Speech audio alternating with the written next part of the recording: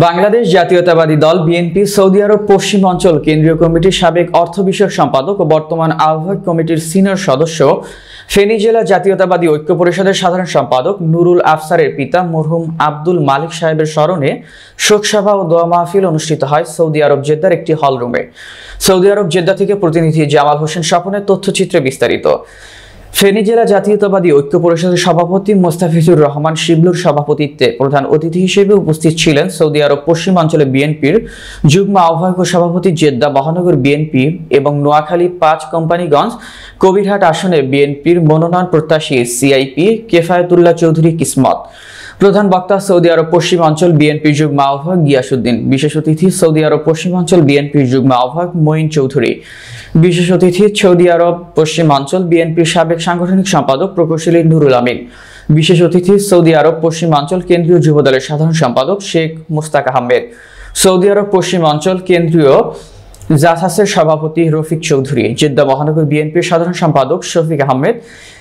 Jesus কেন্দ্রীয় কমিটির সহ সাংগঠনিক সম্পাদক সিদ্দিকুর রহমান। ফেনী জেলা ঐক্য পরিষদের সাংগঠনিক সম্পাদক ইয়াকুব নবী সুমন ও ইয়াসিন আলমের যৌথ সঞ্চালনায় শোকসভায় আরো বক্তব্য রাখেন জেদ্দা মহানগর যুবদলের সাধারণ সম্পাদক ইকবাল শিকদার।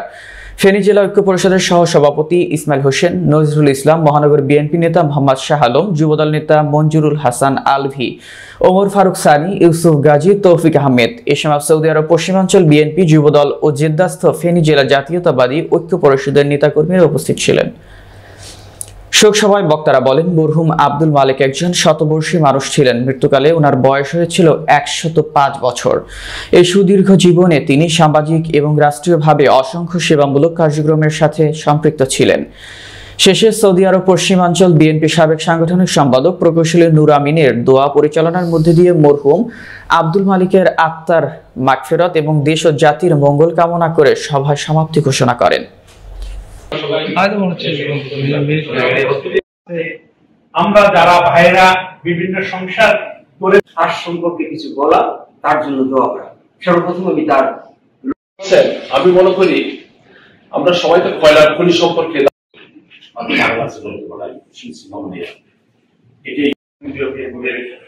সম্পাদক তিনি বিশ্বস্ততার সহিত আমাদের প্রান্তীয় ফেনীবাসী এবং জাতীয়তাবাদী এবং উপস্থিত আমার শ্রদ্ধেয় নেতৃবৃন্দ সবাই দুনিয়া থেকে বিদায় নিয়েছে। এর জন্য আমরা আসলে একটা ভালো মানুষ আন্তরিক শুভেচ্ছা ও মুবারকবাদ এবং সালাম। আমি সাথে সাথে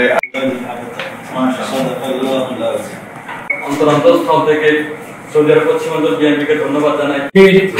আহ্বায়ক কমিটির সম্মানিত সদস্য শোকসভা ও দোয়া মাহফিলে আমরা সবাই সদস্য তুমি আমাদেরকে আজকে ক্ষমা করে দেবো বাবু। আমরা প্রতিজ্ঞা করতেছি বাবু, জীবনে যত সুযোগ নেই বাবু, কিন্তু তাদের জন্য আমরা বেশি বেশি দোয়া করবো বাবু। তাদের নামে দান করে দেবো। আল্লাহ তুমি আমাদের মাফ করে দেবো, ক্ষমা করে দেবো বাবু।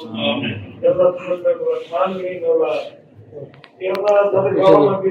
আমাকে শুধুবার তুলে দিকে ফোনটা করার সাথে সাথে বিপদে বাবা তুমি কেমন আছো, আমি জানি উনি অসুস্থ।